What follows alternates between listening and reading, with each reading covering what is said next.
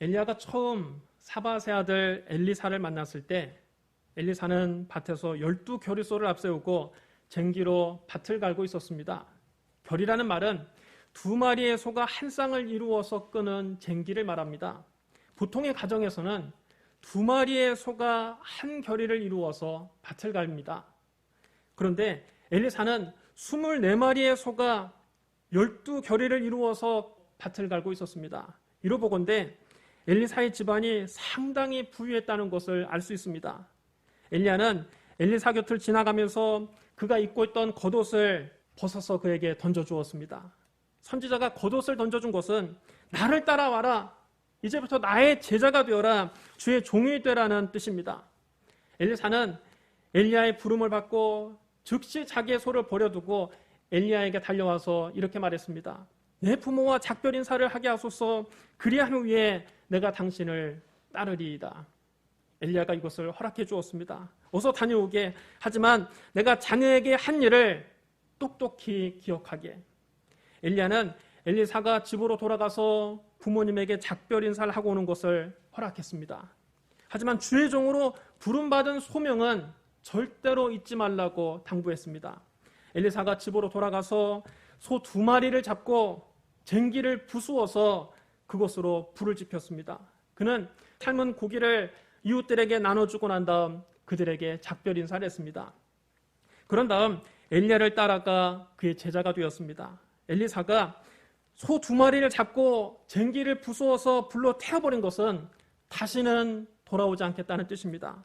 하나님 일을 하다가 다시 세상으로 나가지 않겠다는 단호한 결단입니다. 그는 세상에서 상당한 부자였지만 세상의 부귀나 지위나 명예나 권세는 철저하게 버렸습니다. 자기 스스로 퇴로를 막아버린 겁니다. 엘리사는 대수진을 치고 엘리야를 따라갔습니다. 엘리사는 이렇게 옛 생활을 다 청산하고 하나님의 종으로 새 삶을 시작한 겁니다. 여러분, 우리가 하나님께 쓰임을 받으려면 엘리사처럼 단호한 결단을 내려야 합니다. 한 손에는 성경을 잡고 한 손에 쟁기를 잡고 있으면 하나님이 사용하실 수 없는 겁니다. 신앙생활 하다가 어려움 당하면 다시 세상으로 나가려고 하는 생각이 바로 쟁기입니다. 우리가 주님보다 더 의지하는 것, 우리가 주님보다 더 신뢰하는 것, 주님보다 더 마음을 두고 있는 것, 그것이 바로 쟁기입니다. 이런 세상 쟁기를 부셔버려야 합니다. 한번 예수 믿기로 결단했으면 어떤 어려움이 다가와도 주님을 따라가야 합니다. 살든지 죽든지 흥하든지 망하든지 주님 뜻대로 할 수 없어서 이렇게 결단하고 주님만 따라가야 합니다. 세상 등지고 십자가만 바라봐야 합니다. 그러면 주님이 책임져 주십니다. 예수님의 제자들도 부름을 받을 때 자신의 모든 것을 버리고 주님을 따라갔습니다. 예수님께서 갈릴리 해변을 다니시다가 베드로와 그의 형제 안드레가 바다에 그물을 던지는 것을 보시고 그들을 부르셨습니다. 나를 따라오라. 내가 너희를 사람을 낚는 어부가 되게 하리라. 이 말씀을 들었을 때 그들이 어떻게 했습니까? 마태복음 4장 20절에 이렇게 기록되어 있습니다. 그들이 곧 그물을 버려두고 예수를 따르니라. 그들은 망설이지 않았습니다. 주저하지 않았습니다. 그들은 곧 그물을 버려두고 예수님을 따라갔습니다. 예수님 말씀을 듣자마자 즉각적으로 순종한 겁니다. 여러분, 이게 결코 쉬운 일이 아닙니다. 어부에게 있어서 그물은 생계의 수단입니다. 어부가 그물을 버린 것은 모든 것을 버린 겁니다. 그들은 자기가 가진 모든 것을 버리고 주님을 따라 나선 겁니다. 그들은 예수님을 만나고 영의 눈이 열렸습니다. 그전까지 그들은 그저 먹고 살기 위해서 갈릴리 호수에서 평생 그물이나 던지고 평생 고기잡이나 하다가 죽으면 끝나는 것으로 생각했습니다. 그러나 예수님께서 그들에게 사람을 낚는 어부가 되라고 하셨을 때 이 세상에서 먹고 사는 것보다 더 중요한 것이 있음을 깨달았습니다. 눈에 보이는 세계만 있는 것이 아니라 눈에 보이지 않는 세계도 있음을 깨닫게 된 것입니다. 그들의 영의 눈이 열려서 영혼구원이 얼마나 중요한 것인지 깨닫게 되자 그 다음부터 먹고 사는 문제는 더 이상 문제가 되지 않았습니다. 그들은 모든 것을 버려두고 예수님을 따라갔습니다. 야고보와 요한도 마찬가지입니다. 예수님께서 거기서 더 가시다가 야고보와 요한이 그에 붙인 세베대와 함께 그물을 깃고 있는 것을 보시고 그들을 부르셨습니다. 그때 그들이 어떻게 했습니까? 마태복음 4장 22절에 이렇게 기록되어 있습니다. 그들이 곧 배와 아버지를 버려두고 예수를 따르니라. 그들도 예수님 말씀을 듣자마자 그 말씀에 즉각 순종했습니다. 배와 아버지를 버려두고 예수님을 따라 나섰습니다. 그들의 아버지 입장에서 보면 기가 막힐 노릇입니다. 늙은 아비를 두고 어디를 가느냐고 서운했을지도 모릅니다. 우리는 육신의 아버지도 섬겨야 하지만 아버지보다 더 큰 하늘 아버지를 섬겨야 합니다. 이것은 양자택일의 문제가 아니라 우선순위의 문제입니다. 둘 중에 하나를 선택하는 것이 아니라 무엇을 더 우선할 것인가, 우선순위의 문제입니다. 주의 종이 되는 것은 이렇게 때로는 가족과 생이별도 각오해야 하는 일입니다. 여러분, 선교사가 되려고 하는 사람이 가족과 이별하지 않고 어떻게 선교지를 향해서 떠날 수 있겠습니까? 멀리 타국으로 가는 사람이 가족들과 생이별하지 않고 어떻게 선교사로 떠날 수 있겠습니까? 따라서 여러분, 선교사는 아무나 되는 것이 아닙니다. 정말 하나님께 소명을 받은 사람만이, 하나님의 부르심을 받은 사람만이 그 거룩한 사명을 감당할 수 있습니다. 인간적으로 볼 때 주의 종의 삶은 가장 불쌍한 삶이지만 영적으로 볼 때는 가장 영광스러운 삶입니다. 예수님의 제자 마태도 한 가지입니다. 가버나움은 시리아에서 팔레스타인으로 들어오는 관문이었습니다. 또 애국까지 연결된 주중의 연안도를 향하는 길목에 위치하고 있었습니다. 그래서 그곳에 큰 세관이 있었습니다. 요즘에도 인천공항에 가서 보면 해외에서 사온 물건을 관세를 내지 않으려고 몰래 숨겨오다가 적발되는 사람이 간혹 있습니다. 가끔 여러분 뉴스에 나죠. 당시에도 그랬던 것 같습니다. 그래서 가버나움 세관에는 세리들이 국경을 넘는 그 상인들의 짐을 일일이 다 풀어 헤쳐서 검열했습니다. 그리고 수입되는 물품에 무거운 관세를 매겼습니다. 이렇게 걷어들인 세금은 각 세관에 할당된 금액만큼만 로마 정부에 납부하고 나머지는 모두 다 세리들 주머니로 들어갔습니다. 그래서 당시 세리들은 하나같이 다 부자였습니다. 세관에 앉아만 있어도 한몫 크게 챙길 수가 있었습니다. 당시 세리는 동족의 혈세를 짜내서 로마 정부에 갖다 바치고 그 대가로 엄청난 재물을 착복하는 매국노로 지탄을 받았습니다. 그래서 유대인들이 세리를 굉장히 싫어했습니다. 이방인과 창녀처럼 여겼습니다. 세리들과는 말도 섞으려고 하지 않고 상종도 하려 하지 않았습니다. 그런데 마태복음 9장 9절에 이렇게 기록되어 있습니다. 예수께서 그곳을 떠나 지나가시다가 마태라는 사람이 세관에 앉아있는 것을 보시고 이르시되 나를 따르라 하시니 일어나 따르니라. 마태는 그곳에서 주저하지 않았습니다. 고민하지 않았습니다. 예수님께서 나를 따르라 말씀하실 때 그는 세관을 버리고 예수님을 따라갔습니다. 그 당시 세관은 로마 정부의 허가받은 돈방석이었습니다.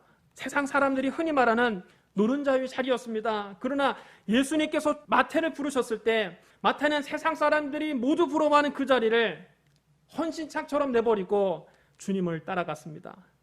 주님이 세리 마태를 제자로 택하신 이유가 바로 여기에 있습니다. 주님은 말씀에 즉각 순종하는 그의 중심을 보시고 마태를 제자로 삼으신 겁니다. 바울도 자신의 모든 것을 버리고 예수님의 사도가 되었습니다. 본래 바울은 사울이라는 이름으로 널리 알려진 엘리트였습니다. 그는 스토아 철학의 중심지인 길리기아의 유명한 도시 다소에서 태어났습니다. 날 때부터 로마 시민권을 가지고 있는 집이었습니다. 그는 헬레니즘 문화권에서 태어나고 자라서 헬라어를 유창하게 구사하는 유대인이었습니다. 그럼에도 그는 엄격한 유대교 관습에 따라 난지 8일 만에 할례를 받은 정통 이스라엘 사람이요, 이스라엘의 초대왕 사울을 배출했던 베냐민 지파 사람이요, 히브리인 중에 히브리인이요, 율법으로는 아무 흠이 없는 바리새인이었습니다. 바울은 당시에 가장 유명했던 힐레락파의 거두 가말리알 문화에서 율법을 공부한 석학이었습니다. 그는 바리새파 랍비 교육을 받은 후에 초창기 기독교인들을 박해하는 데 결정적인 역할을 했습니다. 누구보다 열심으로 그리스도인들을 잡아들였습니다. 그는 스데반 집사가 순교하던 그날 그 현장을 진두지휘하는 증인으로 있었습니다. 또 예수 믿는 각 집에 들어가 남녀를 무자비하게 끌어다가 옥에 넘겼을 뿐만 아니라 회당에서 그들을 때렸고 심지어 그들을 죽이기까지 했습니다. 바울이처럼 기독교인들을 박해하는 데 앞장섰던 것은 율법에 대한 그의 충성 때문이었습니다. 율법에 대한 열심 때문이었습니다. 율법에는 나무에 달린 자는 다 하나님께 저주받은 자라고 기록되어 있습니다. 이 율법에 비춰볼 때 나무 십자가에 달린 예수는 하나님께 저주받은 자임이 틀림없다고 그는 생각했습니다. 그런데 일부 유대인들이 그 예수를 메시아라고 믿고 따르는 겁니다. 바울에게 있어서 이것은 도저히 용납할 수 없는 일입니다. 율법을 모욕하는 행위입니다. 그래서 그는 예수 믿는 그리스도인들을 무섭게 핍박했습니다. 바울은 예루살렘에 있는 그리스도인들만 박해하는 것으로는 부족하다고 느꼈습니다. 성에 차지 않았습니다. 그래서 다메섹으로 도망간 그리스도인들까지 잡아들이기 위해서 대제사장으로부터 공문을 받아서 다메섹으로 향했습니다. 그런데 바울이 다메섹으로 가는 도중에 놀라운 체험을 하게 됩니다. 그가 다메섹에 거의 가까이 왔을 때입니다. 갑자기 하늘에서 태양보다 밝은 빛이 비쳤습니다. 바울이 그 자리에서 땅에 엎드렸습니다. 그때 뚜렷한 음성이 들렸습니다. 사울아 사울아 네가 어찌하여 나를 박해하느냐? 주여 누구시니까? 나는 네가 박해하는 예수라. 바울이 이 음성을 듣고 큰 충격을 받았습니다. 그는 지금까지 예수는 하나님께 저주를 받아서 십자가에 달려 죽은 죄수요, 그를 따르는 무리들도 모두 다 율법을 모독하는 죄인들인 줄 알고 열심히 잡아들였습니다. 그런데 알고 보니까 자기가 죄인이었습니다. 그가 저주받아 십자가에서 죽었다고 믿었던 그 예수가 그리스도인들이 말하는 것처럼 정말 부활하셔서 살아계신 겁니다. 그는 부활하신 주님의 생생한 음성을 들었습니다. 예수님을 만난 이 체험이 바울의 인생을 BC와 AD로 나누어 버렸습니다. 예수님 만나기 이전과 예수님 만난 이후의 그의 삶은 완전히 다릅니다. 예수 믿는 사람들을 박해하던 사울이 예수 그리스도를 증거하는 바울이 되었습니다. 그 전에 바울을 알고 지냈던 사람들은 모두 다 그가 미쳤다고 했습니다. 제정신이 아니라고 했습니다. 그래도 바울에게는 그런 소문이 들리지 않습니다. 옆에서 누가 말려도 소용이 없습니다. 왜 그렇습니까?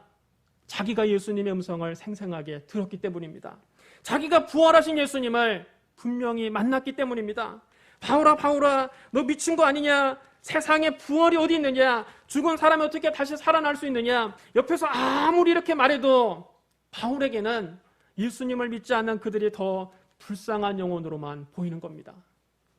사도 바울은 다메섹으로 가는 길에 예수님을 만난 후에 지금까지 자기가 자랑하던 모든 것을 다 배설물로 버려버리고 오직 예수 그리스도의 십자가만 자랑했습니다. 훗날 바울이 이렇게 고백합니다. 나는 8일 만에 할례를 받고 이스라엘 족속이요 베냐민 지파요 히브리인 중에 히브리인이요 율법으로는 바리새인이요 열심으로는 교회를 박해하고 율법의 의로는 흠이 없는 자라. 그러나 무엇이든지 내게 유익하던 것을 내가 그리스도를 위하여 다 해로 여길 뿐더러 또한 이 모든 것을 해로 여기면 내 주 그리스도 예수를 아는 지식이 가장 고상하기 때문이라. 내가 그를 위하여 모든 것을 잃어버리고 배설물로 여기면 그리스도를 얻고 그 안에서 발견되리 함이니 내가 가진 은은 율법에서 난 것이 아니요 오직 그리스도를 믿음으로 말미암은 것이니 곧 믿음으로 하나님께로부터 난 의라. 사도 바울은 자랑할 만한 가문에서 태어났습니다. 그는 헬라어를 유창하게 구사하는 유대인이었습니다. 당시의 석학이었습니다. 학식을 자랑할 수 있었습니다. 사회적으로 존경받는 랍비였습니다. 그러나 바울은 예수님을 만나고 난 다음 자기가 자랑할 수 있는 자기의 가문, 혈통, 자기의 학벌, 사회적 지위를 다 배설물로 버려버리고 오직 예수님 한 분을 얻었습니다. 오직 예수님만 따라갔습니다. 이처럼 하나님의 사람들의 특징은 선택에 있어서 단호하다는 겁니다. 그들은 결코 주저하지 않았습니다. 망설이지 않았습니다. 머릿속으로 이것저것 재지 않았습니다. 그들은 주님의 부르심을 받았을 때 단호하게 버리고 주님을 따라갔습니다. 망설이는 자를 주님은 선택하지 않습니다. 하나님 말씀을 듣고 난 다음에도 하나님 말씀과 자기 생각 사이에서 왔다 갔다 하는 사람, 하나님 말씀과 자기의 생각을 저울질하는 사람은 주님의 제자가 될 수 없습니다.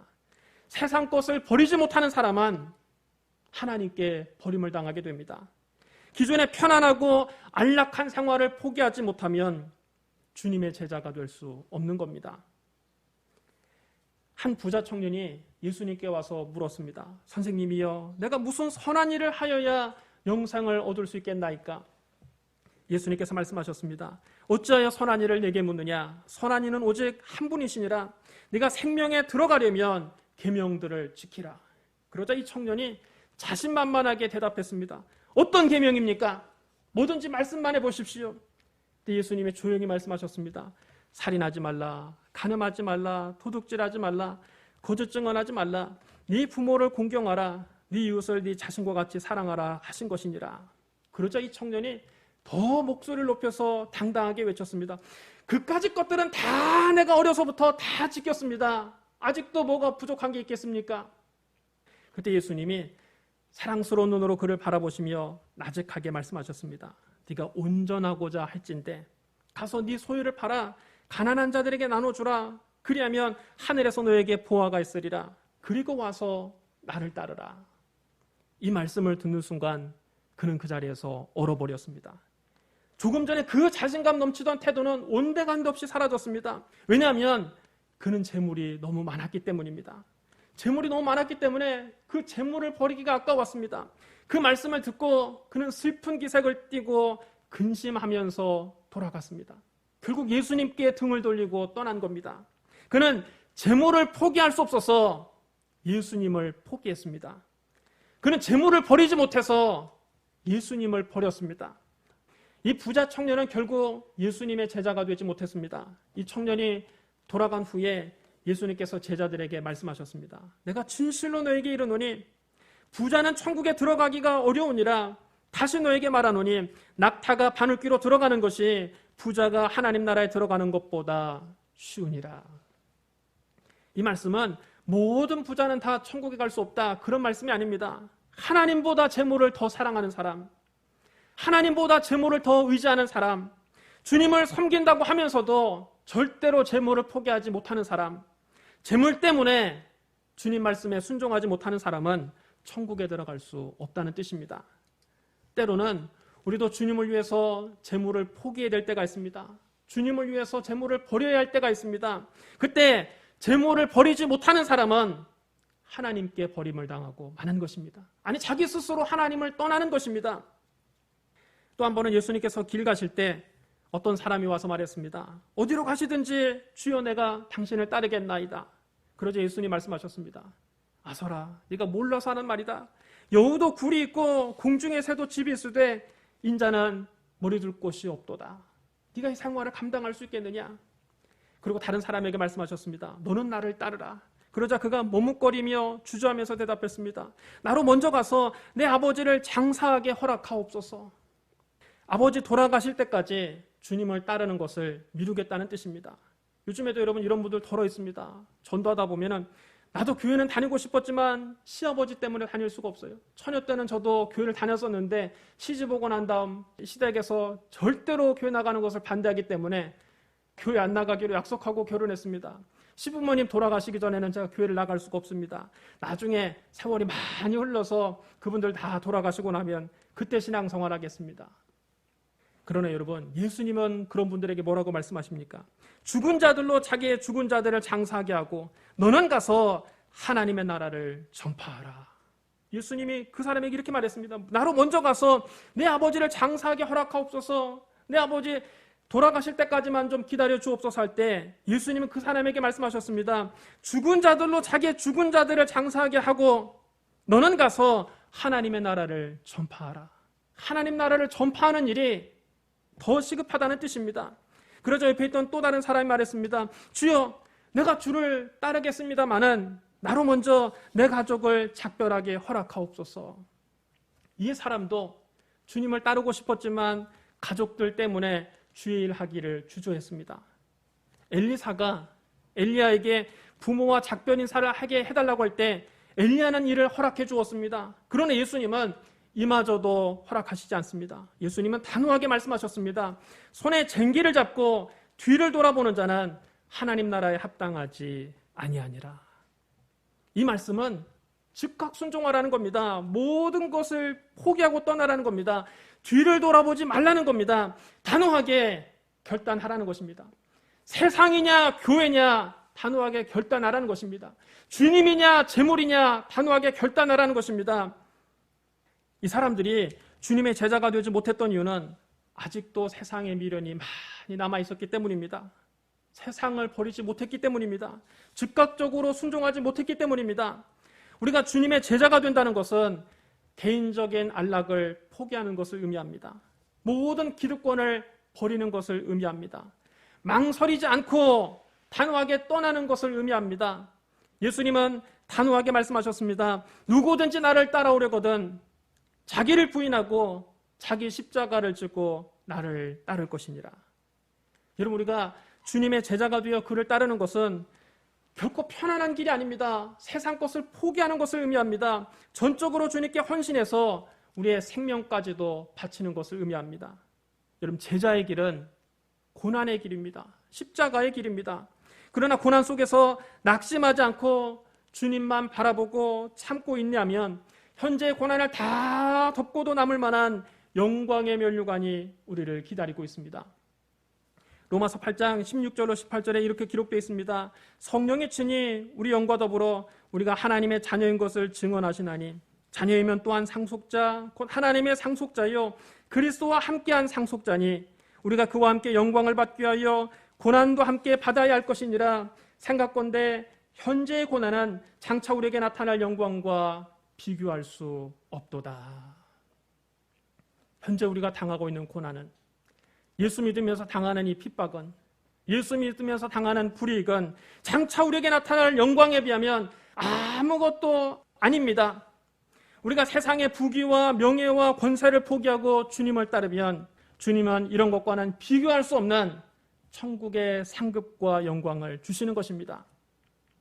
사랑하는 성도 여러분, 우리가 주님을 따른다고 하면서 세상 것에 여전히 미련을 두거나 예수님보다 더 사랑하는 그 무엇이 있어서는 안 됩니다. 오직 주님만 바라보고 그 말씀에 즉각 순종해야 합니다.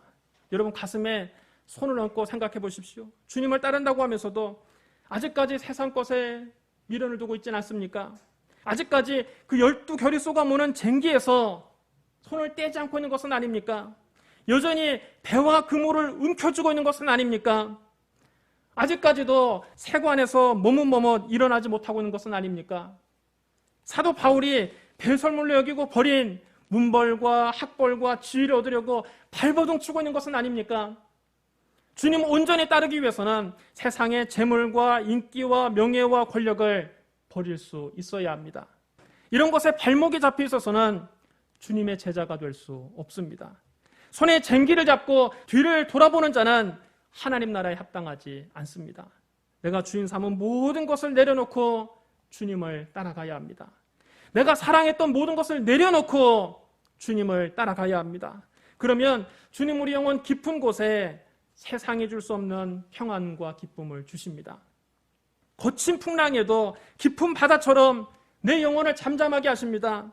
풍랑일 때 얕은 바다는 파도가 치고 요동하지만 깊은 바닷속은 언제나 잠잠한 것입니다. 언제나 고요하고 평안한 것입니다.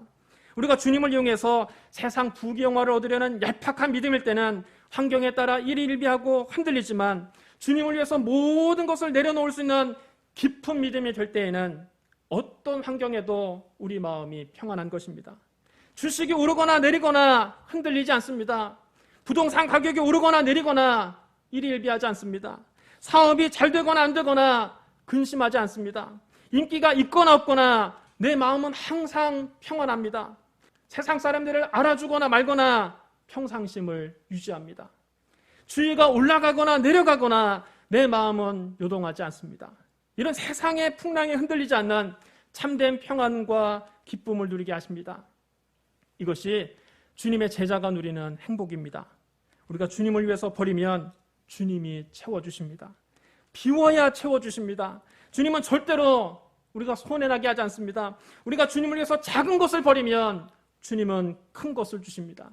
우리가 주님을 위해서 좋은 것을 포기하면 주님은 우리에게 더 좋은 것을 주십니다. 우리가 주님을 위해서 이 땅의 것을 내려놓으면 주님은 우리에게 하늘의 보화를 주십니다. 그러므로 좋으신 하나님을 믿고 엘리사처럼, 베드로와 안드레처럼, 야고보와 요한처럼, 마태처럼 바울처럼 주님을 위해서 세상 것을 버리고 주님만 따라가시기를 주님의 이름으로 축원합니다. 우리 기도하겠습니다. 사랑이 많으시고 거룩하신 하나님 아버지, 죄 많은 세상에서 뒹굴며 살아온 우리를 주님의 제자로 불러주시니 감사합니다. 우리가 주님의 부르심을 받았사오니 세상 것을 단호하게 버리고 주님만 따라가게 하여 주시옵소서. 이 땅에 썩어질 것에 미련을 두지 않게 하여 주옵소서. 저 높은 것을 바라보며 날마다 주님과 함께 나아가게 하여 주시옵소서. 성령이여 우리를 사용하여 주시옵소서. 예수님 이름으로 감사하며 기도드리옵나이다. 아멘.